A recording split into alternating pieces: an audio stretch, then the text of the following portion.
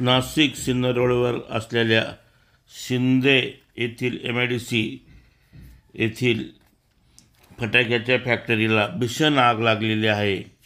दरम्यान ही आग आटोक्यात आणण्यासाठी नाशिक तसेच सिन्नर येथून अग्निशामक दलाचे बंब दाखल झालेले आहेत आणि ही आग विझवण्याचा प्रयत्न करत आहे। दरम्यान या भीषण आगीमुळे या भागामध्ये घबराटीचे वातावरण पसरलेले आहे।